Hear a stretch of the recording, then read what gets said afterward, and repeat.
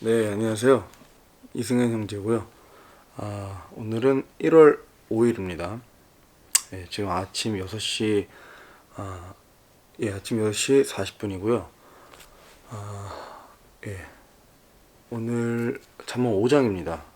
잠원 5장이고요. 오늘은 조금 더, 좋은 말로 컴팩트하게, 살펴보게 될 것 같습니다. 1절부터 제가 읽겠습니다. 1절부터 1절부터 일단 10절까지만 한번 읽어보겠습니다. 내 아들아, 내 지혜에 주의를 기울이며 내 명철에 내 귀를 기울이라. 이것은 내가 분별을 중시하게 하고 내 입술이 지식을 간직하게 하려 함이니라. 낯선 여자의 입술은 벌집같이 꿀을 떨어뜨리며 그녀의 입은 기름보다 미끄러우나 그녀의 마지막은 쑥같이 쓰고 양날 달린 검같이 날카로우며 그녀의 발은 사망으로 내려가고 그녀의 걸음은 지옥을 굳게 붙드나니 이것은 내가 생명의 행로를 곰곰이 생각하지 못하게 하려 함이니라. 그녀의 길들은 움직임으로 내가 그것들을 알 수 없느니라. 그러므로 오 아이들아, 너희는 이제 내 말을 듣고 내 입의 말들에서 떠나지 말라. 내 길을 그녀에게서 멀리 옮기라. 그녀의 진문에 가까이 가지 말라. 내가 내 종기를 남들에게 주고 내 삶의 횟수를 그 잔인한 자에게 줄까 염려하더라. 낯선 자들이 내 재물로 충족하게 되면 내 수고의 산물들이 낯선 자의 집에 있게 될까 염려하노라. 네.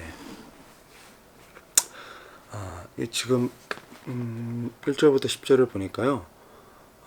지금 등장하는 인물이 낯선 여자, 자녀들, 아이들, 이렇게 크게 두 분류가 등장합니다. 잠언은 이런 표현이 좀 굉장히 많이 쓰입니다. 내 아들아, 내 자녀들아, 이런 표현이요. 저희가 또 계속 보고 있긴 하지만 이게 하나님께서 우리들을 말로만 이렇게 자녀들 하시는 게 아니라 직접적으로 또 우리에게 아버지의 존재로서 우리에게 말씀하고 계신다라는 것을 우리가 지금 계속 살펴볼 수 있었습니다.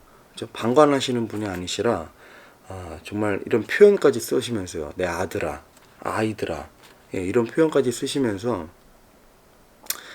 직접적으로 아버지로서 얘기하시는 것을 우리가 또 이런 부분에서도 살펴볼 수 있습니다. 어쨌든 저희가 읽은 구절을 보시면 이 낯선 여자, 이방인 여자를 얘기하는 것 같습니다. 이 여자의 존재에 대해서는 저희가 잠언 2장이었나요? 살펴봤었죠. 솔로몬 왕은 이방 여인들을 이제 이 아내로 삼은 것뿐만 아니라 또 우상, 또 산당까지 짓고 또 이제 그때의 또 여신이라고 불리던 이 아스다롯과 또 그 가증한 신, 그 밀곰이라는 그 우상을 또 따르게 됐었습니다. 그 직접적으로 제 정확한 그 대목이 기억이 안 나는데 그들을 따랐다고 나와 있는 대목이 있거든요. 그래서 어쨌든 보시면 이 솔로몬 왕조차도 이 낯선 여자들한테 넘어간 겁니다. 낯선 여자들 그 꾀에 또 유혹에 넘어간 겁니다. 이런 왕도요. 그래서 특히 청년들, 젊은 세대들은 이 또 분별력이나 이 영적으로 이 뭔가 지각하는 능력이 좀 다소 부족할 수 있기 때문에 또 뿐만 아니라 이 시기적으로나 나이적으로도 이런 성적으로나 육신적으로 또 어떤 그런 정욕에 쉽게 매혹되고 끌려다닐 수 있는 그런 또 시기나 나이에 또 있기 때문에 이런 것에 쉽게 끌려다니지 않게 항상 지혜를 또 하나님의 말씀으로 마음과 생각을 무장해야 한다는 것으로 좀 해석할 수 있습니다.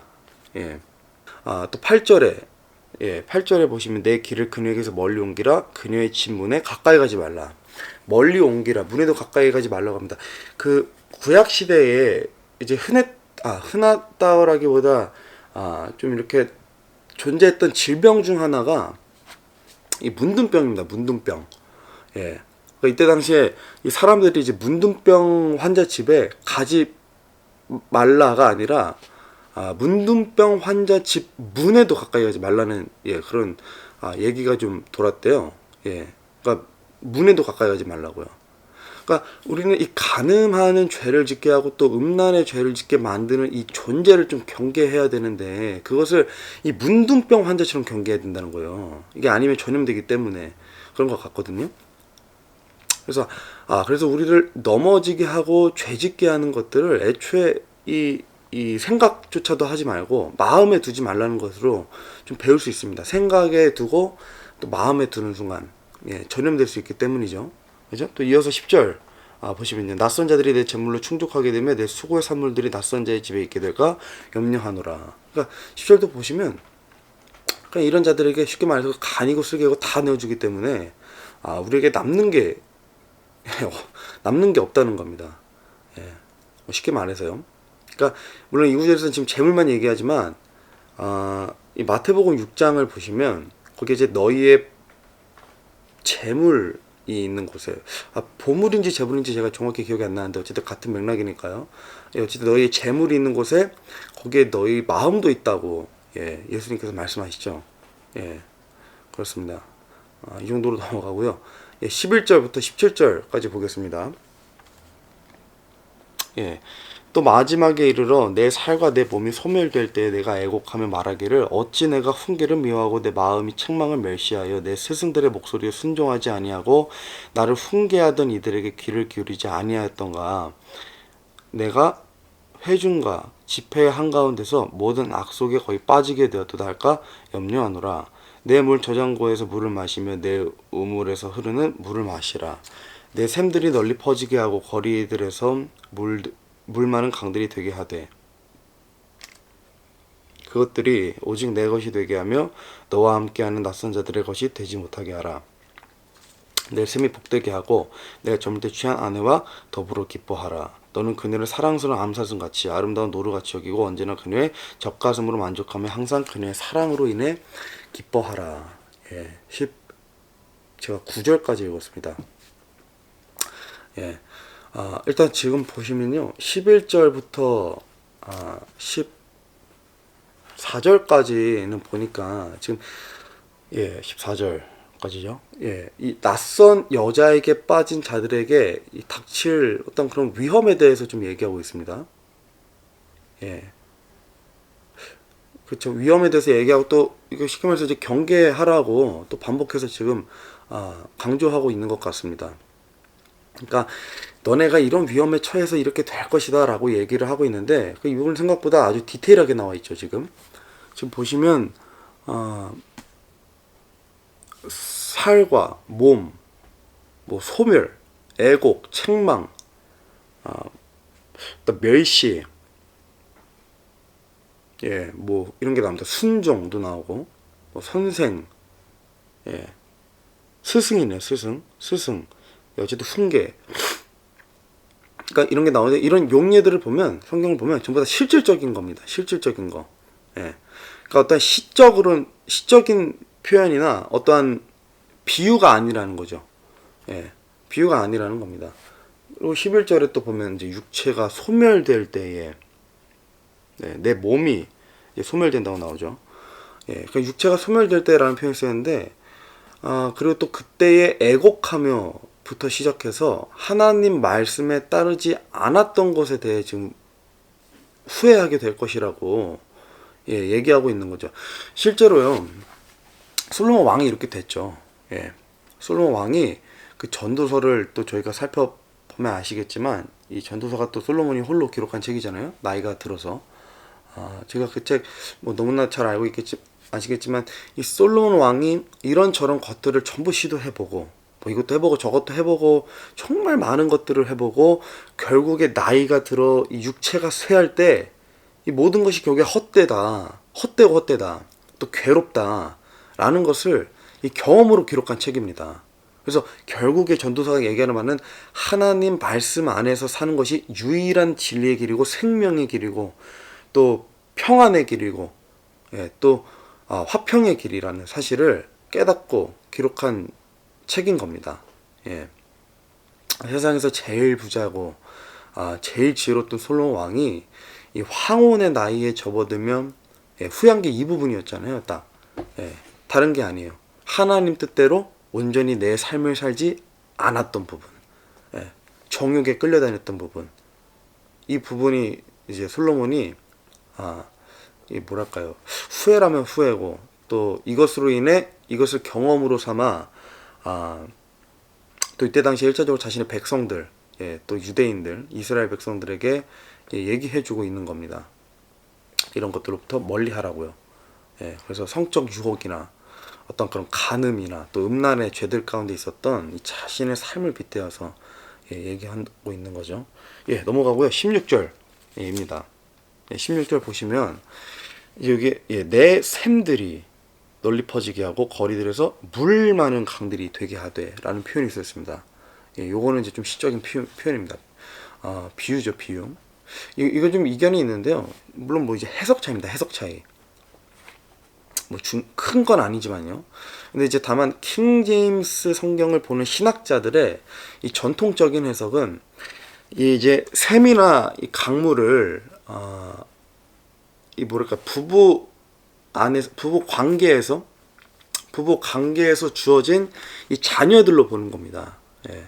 그래서 뭐 샘은 아내, 예, 강물은 자녀, 예, 뭐 이렇게 보는 거죠. 예, 그래서 또 이때는 이 다산하고 번성하는 것이 또 큰 복이었습니다. 예.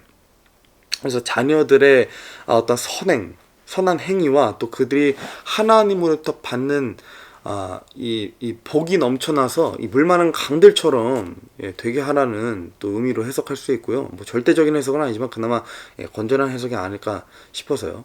예, 그렇습니다. 예, 그래서 18절도 보시면, 아무튼 이 18절부터 23절 제가 다시 읽겠습니다. 내 샘이 복되게 하고 내가 젊을 때 취한 아내와 더불어 기뻐하라. 너는 그녀를 사랑스러운 암사슴같이 아름다운 노루같이 여기고 언제나 그녀의 젖가슴으로 만족하며 항상 그녀의 사랑으로 인해 기뻐하라. 예, 일단 제가 23절까지 읽겠습니다. 내 아들아, 내가 어찌하여 낯선 여자로 인해 기뻐하고 낯선 여자의 가슴을 껴안으려 하느냐. 사람은 사람의 길들은 주의 눈앞에 있나니 그분께서 그가 가는 모든 길을 곰곰이 살피시느니라. 사악한 자는 스스로 자기 불법들에 걸리며 자기 죄들의 줄에 매이나니 그는 훈계가 없으므로 죽을 것이요 자신의 큰 어리석음으로 인해 길을 잃을 것이니라. 예, 제가 반복해서 말씀드리지만 아침에는 이 발음이 좋지 않습니다. 원래도 발음이 그렇게 좋은 편이 아닌데, 딕션이 좋은 편이 아닌데 아침이라 더 안 좋습니다. 예. 그래서 좀 양해를 해주시면 감사하겠고요. 그래서 18절도 보시면 내 샘이 복되게 하고 젊을 때 취한 아내와 같이 기뻐하라고 합니다. 지금 이 구절을 또 아까처럼 이제 샘을 아내로 해석하면 좀 자연스러운 거죠. 일단 또 일부일처제를 또 염두하신 하나님께서 또 이거 그것처럼 지금 보면 이게 복수형이 아니죠. 단수로 나와 있죠. 샘들이 아니라 샘이라고 나와 있죠. 샘. 예. 그래서 또 이 구약의 배경을 보면 이스라엘 여인들은 많은 또 자녀를 낳는 것이 또 복된 것이라고 여겼습니다. 예, 그죠. 정확히 기억이 안 나는데 이제 이런 경우도 있습니다. 그러니까 이스라엘 여인들은 이 많은 자녀를 낳는 것이 복인데 또 더 큰 복은 이 메시아를 낳는 겁니다. 메시아를 낳는 거. 예. 그 자기 이제 핏줄에서 메시아의 혈통이 메시아가 나오는 것이 좀 큰 복으로 여겼다고 제가 들은 적이 있거든요. 예. 그래서 어찌 보면 이 다산하고 번성하라는 의미와도 어느 정도 맞는 것 같기도 하고요. 지금 이 문맥상 시대적으로 물론 뭐 지금 그것을 딱 적용하기에는 어려울 수도 있겠지만요. 근데 중요한 것은 여기서 지금 아내와 같이 기뻐하라는 거야. 아내와. 예. 그러니까 자녀를 낳는 것도 그것이 그것대로 복이어서 그게 기쁨이 될 수 있지만 무엇보다 하나님께 복을 받는 것을 아내랑 같이 기뻐하라는 거죠. 하나님께 복 받는 것을. 예. 이 대상이 정확하게 나오잖아요. 아내와 더불어. 그래서 20절까지 내용을 결국에 보면 결국 남편들에게 지금 주어지는 말씀인 겁니다. 마태복음 말씀처럼 둘이 아니요 한 몸이라고 하시잖아요. 한 몸이니 하나님께서 짝지어 주신 것을 사람이 나누지 못한다고 나와 있죠. 나누지 못한 아마 그런 표현이 쓰였을 겁니다. 하나님이 짝지어 주신 것을 또 그 관계를 소홀히 여긴다면 이것 또한 죄가 될 수 있다는 겁니다. 또 자기의 아내를 이 사랑스러운 암사슴, 노루같이 여기라고 하죠. 저도 구글에서 이거는 찾아본 건데요. 그 팔레스틴에 서식하는 암사슴이 이 굉장히 우아한 다리와 아름다운 눈을 가졌다는 평판이 그 사람들에게 있었대요. 예. 뭐 지금 어떤지 모르겠습니다. 그래서 구약 시대의 사람들이 이 건강하고 아름다운 여인을 보면 그러니까 이런 얘기를 했대요. 암사슴이나 이 노루 같다. 예, 뭐 그렇게 비유했다고 합니다. 예, 그래서 아름다운 여인을 비유할 때 이런 암사슴이나 노루라는 말을 이 비유로 썼다고 합니다. 예, 그렇게 자신의 아내를 사랑하라는 의미인 겁니다. 예, 근데 이거 되게 좋은 것 같다는 생각이 들었습니다. 제가 이거 읽으면서 이게 남편분들 그렇잖아요. 이게 아내한테 이쁘다 말하기 좀 민망하니까 이 표현을 대신 쓰는 겁니다. 오늘 굉장히 당신 암사슴 같은데 노루같이 아름답다. 이렇게 하면 좀 덜 민망하잖아요. 한번 해본 얘기고요. 넘어가겠습니다. 마지막으로 22절, 23절 보고 마치겠습니다. 22절 사악한 자는 스스로 자기 불법들에 걸리며 자기 죄들의 줄에 매이나니 그는 훈계가 없으므로 죽을 것이요 자신의 큰 어리석음으로 인해 길을 잃을 것이니라. 길을 잃으리라. 네, 사악한 자는 자기 불법에 걸린다고 합니다. 저번에도 살펴봤지만 사악한 자는 어둠 같아서 이 무엇에 걸려 넘어지는지를 모른다는 구절도 살펴봤었고요. 또 1장에는 그들에게서 나는 열매를 그들이 먹는다고 나와 있어요. 자멸이죠. 자멸. 애초에 정해진 길이라는 거죠. 23절 보시면 이 또 사악한 자가 훈계가 없어서 죽을 것이라고 나와 있어요. 또 어리석은이 길을 잃는다고 나와 있습니다. 훈계 없다인 이 히브리어를 보면 이 단어가 보면 이 뺀이라는 단어가 쓰였는데요. 이게 없다, 실패, 뭐 이런 뜻입니다. 그래서 이게 직역이 잘 된 게 맞습니다. 이 구절의 후반부에는 또 보면 지금 길을 잃은다고 나와 있죠. 어리석음으로 인해. 이게 또 직역하면 완악하고 어두운 마음으로 인해 죽다. 이렇게 되더라고요. 그래서 적어도 이 구절에서는 이 죽는다와 길을 잃는다라는 게 동등한 표현으로 쓰인 겁니다. 그래서 훈계, 그러니까 이 책망과 바로잡음이 좀 포함되어 있잖아요. 그러니까 이것으로 인해 돌이키지 않는 또 이것을 마음에 두지 않으려고 하는 사람, 또 이런 것들에 관심을 아예 두지 않는 사람, 이 마음이 닫힌 사람 있잖아요. 그러니까 이런 사람들의 결말에 대해서 얘기하고 있는 겁니다. 반복해서 우리가 계속 봐왔던 이 어리석은 자들, 사악한 자들의 특징이 이거예요. 받아들이지 않는 거, 책망을 받아들이지 않고 하나님의 말씀을 받아들이지 않고 돌이키지 않는 거, 회심하지 않는 거, 회개하지 않는 거.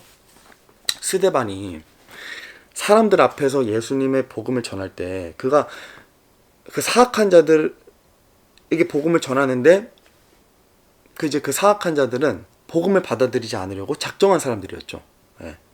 돌이켜 믿으라 라고 얘기하는 스데반을 또 그가 전하는 그 복음을 무시하고 조롱하고 또 멸시했잖아요. 그래서 결국에 돌로 스데반을 쳐서 죽였습니다. 복음을 받아들이지 않고 무시하고 예수님에 대해서 이 닫힌 마음으로 또 믿으려고 하지 않는 사람들, 믿으려고 하지 않으려고 노력하는 사람들도 있잖아요. 결말도 죽음입니다. 사망이에요. 사망. 결말이 당연히 육신의 사망만 얘기하는 것은 아니죠. 구원받은 사람도 육신의 사망은 있습니다. 육신 뒤에 있을 또 다른 사망에 대해서, 또 다른 삶에 대해서 얘기하고 있는 겁니다. 오늘은 이렇게 정리하겠습니다. 또 우리 주위에 아직 예수님을 믿지 않는 사람들, 더 나아가서 예수님에 대해서 아직 모르는 사람들이 주위에 계신다면 오늘은 기도해 보시고 그들에게 예수님에 대해서, 또 그분이 행하신 일들에 대해서, 십자가에 대해서, 또 보혈에 대해서, 또 부활에 대해서 전해보시는 하루가 되셨으면 좋겠습니다. 그러면 내일 1월 내일 6일이죠. 내일 6일 6장으로 아침에 다시 찾아뵙도록 하겠습니다. 감사합니다.